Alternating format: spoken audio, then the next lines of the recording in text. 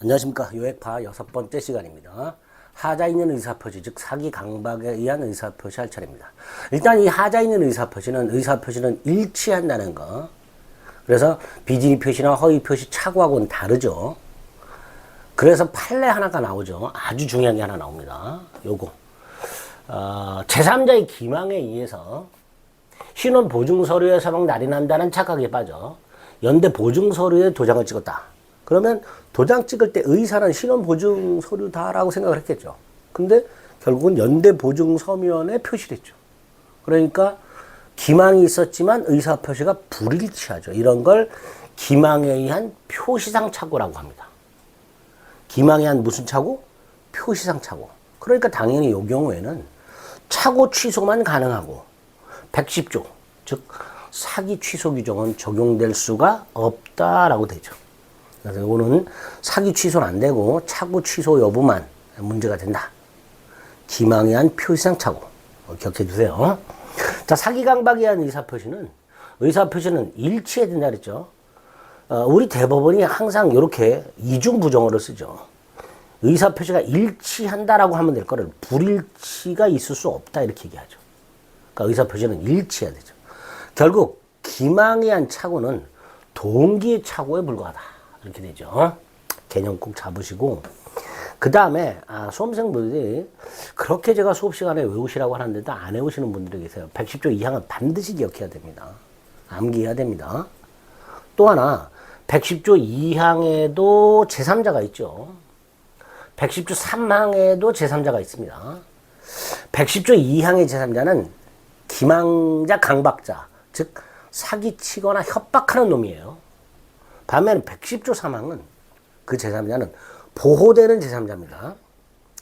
이렇게 110조 2항의 제3자와 110조 3항의 제3자를 구별을 딱 해 두셔야 나중에 제3자를 위한 계약을 그 제3자와 연결시킬 수 있습니다. 제3자를 위한 계약의 제3자, 수익자죠. 그 수익자는 110조 2항의 제3자에는 해당이 됩니다. 그러나 110조 3항의 제3자에는 해당하지 않습니다. 요거까지 기억을 하셔야 되기 때문에 110조 2항의 제3자와 110조 3항의 제3자가 누군지 꼭 기억을 해 두셔야 됩니다. 자, 개념 봤어요.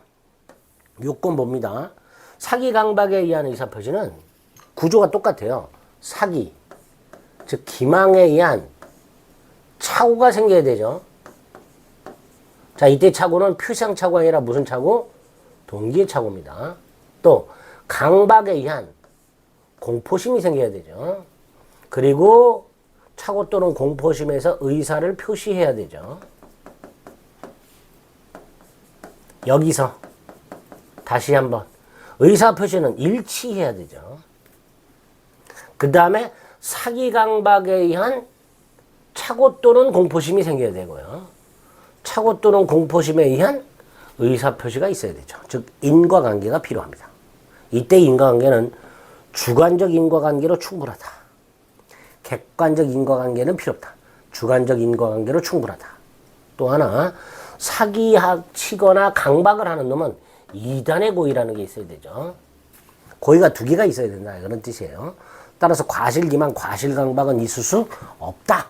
이런 것들까지 살짝 추가해서 기억을 하셔야 됩니다. 이게 첫 번째 요건이죠. 기망 또는 강박에 의한 착오 또는 공포심, 착오 또는 공포심에 의한 의사표시, 인과관계 및 이단의 고의가 있어야 됩니다.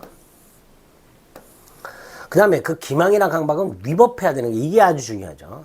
먼저 기망의 위법성, 판례 기억합니다. 단순 허위 과장 광고, 위법이 아니죠. 홈쇼핑 광고 같은 것들, 또 상가 분양 시 확정 수익 보장 광고 같은 것들, 이거 위법 아니죠. 또 시가를 속이는 거, 이것도 위법이 아니죠. 위법하려면 적어도 대형 백화점 변칙 세일이나 대형마트 바코드 위변조 등은 돼야 위법하고, 네 번째, 친목 또는 부작 위한 기망도 가능하죠. 아파트 분양하면서 공동묘지가 주위에 조성돼 있다는 사실을 고지하지 않았다. 즉 고지 의무 있는 자가 고지하지 않았다. 이게 뭐예요? 침묵이죠. 부작위죠. 이런 것도 위법한 기망이 될 수가 있게 됩니다. 5번은 4만원 때 한번 읽어보시면 되겠습니다. 그래서 적어도 기망의 위법성관은 요 1번부터 4번까지는 반드시 기억을 해 두셔야 됩니다. 강박의 위법성은 좀 더 간단하죠. 일단 강박은 해악을 고지하는 거예요. 다만 그 해악이 실현이 가능한 해악일 필요는 없습니다. 실현 불가능한 해악의 고지도 강박이 될 수 있고요. 부작위도 강박이 될 수 있죠. 그 다음 그 강박이 되려면 해악을 고지하는 것만으로는 안 되고 상대방이 공포심을 느껴야 되고 그 공포심에 의해서 의사표시를 해야 되죠. 즉 인과관계라는 게 필요하죠. 따라서 각서에 서명나라는 것을 강력히 요구했다. 이거 공포심 안 생기죠. 각서에 도장 찍어달라고 강력히 요구하면 짜증이 생기죠. 짜증. 공포심이 생기는 게 아니라. 따라서 위법한 강박이라 할 수가 없죠. 세 번째, 고소하겠다, 고발하겠다는 원칙이 위법이 아니죠. 고소하겠다, 고발하겠다는 강박은 되겠지만 공포심을 일으키게 하는 해악의 고지는 되겠지만 그게 위법이 아니라는 거죠. 다만 부정한 이익을 취득할 목적이 있거나 수단이 위법한 경우, 수단 둘 중에 하나, 부정한 이익 취득 목적, 수단의 위법, 그러면 위법이 됩니다. 마지막, 강박의 정도가 극심하다면 의사결정의 자유가 박탈이 돼버리죠. 이때는 뭐다? 무효입니다. 무효. 취소가 아니라 무효라는 거 잊지 마세요. 인과관계 말씀드렸죠. 주관적인 걸로 충분하다고 그랬습니다. 뭘로 충분하다고요? 주관적 인과관계로 충분합니다. 자, 사기 강박에 의한 의사표시는 일단 유효하지만 취소하면 무효가 되고 처음부터 무효가 된다 그랬죠. 자, 이 취소와 관련해서는 두 가지 110조 1항과 2항. 110조 1항은 그냥 상대방이 있는 의사표시에서 상대방이 사기 강박한 경우 생각하시면 돼요. 그러면 취소할 수 있죠. 반면에 110조 2항은 상대방이 있는 의사표시에서 제3자가 사기나 강박을 한 경우를 생각하시면 됩니다. 이때는 상대방이 알았거나 알 수 있었을 경우에 하나에 갑은 취소할 수 있죠. 따라서 상대방이 만약에 선이 무과실이라면 취소를 못하죠. 상대방이 선이 무과실이라면 갑은 취소를 못합니다. 또 하나 기억할 거. 만약에 사기 강박을 한 자가 상대방의 대리인이다. 상대방의 대리인은 제3자가 아니죠. 상대방과 동일시하죠. 따라서 갑이 을의 대리인으로부터 사기나 강박을 당했다면, 상대방의 대리인으로부터 사기나 강박을 당했다면 상대방의 사기 강박과 동일시하니까 이때는 상대방이 설령 선이 무과실이라 하더라도 갑은 뭐 할 수 있다? 취소할 수 있다. 이렇게 되겠죠. 자, 판례 문구를 조심합니다. 상대방이 있는 의사표시의 경우에 양가를 번 제3자가 사기 강박을 했다.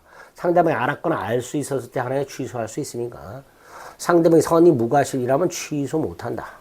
자, 대표적인 제3자가 상대방의 피용인이죠. 제3자입니다. 따라서 상대방이 알았거나 알 수 있었을 경우에 취소할 수 있습니다. 그러나 상대방이 대리인이 사기 강박을 했다면 이 상대방의 대리인은 110조 2항의 제3자가 아니죠. 상대방과 동일시한다 그랬잖아요. 따라서 상대방이 알았는지 여부를 묻지 않고 상대방의 선이 무과실이라 하더라도 취소할 수 있다가 됩니다. 아까 처음에 말씀드린 거, 제3자를 위한 계약의 제3자는 110조 2항의 제3자에는 해당이 되지만 110조 3항의 제3자에는 해당이 안 되죠. 그래서 요약자와 낙약자가 있고요. 수익자가 있습니다. 수익자가 요약자를 사기 강박합니다. 제3자의 사기 강박입니다. 따라서 요약자는 낙약자가 알았거나 알 수 있었을 경우에 하나여 취소할 수 있습니다. 그 다음, 제3자를 위한 계약이 사기나 강박을 이유로 취소되었을 때 설령 수익자가 선이라 하더라도 선의의 수익자에게 대항할 수 있게 됩니다. 즉 수익자는 110조 3항의 제3자에 해당하지 않습니다. 이런 거 확인하시면 되겠고요. 다만 그 취소했다 하더라도 선의의 제3자에게 대항하지 못하는데요. 이때 제3자는 당연히 취소 전 제3자인지 후의 제3자인지 묻지 않죠. 갑과 을이 계약을 합니다. 을에게 등기를 넘겨줍니다. 갑이 계약을 취소합니다. 을 등기가 말소가 됩니다. 자, 이런 순서가 있을 때 갑이 계약을 취소하기 전에 을과 거래한 자, 갑이 을과 계약을 취소했지만 을 등기가 말소가 되기 전에 을과 거래한 자, 즉 제3자 병이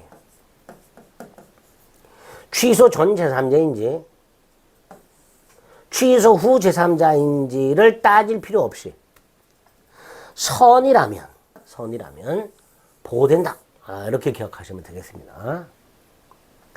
입증 책임은 됐고요. 자, 적용 범위 봅니다. 차고하고 마찬가지죠. 소송행위와 같은 공법상행위는 적용이 안 되니까 강박으로 소를 취하했다.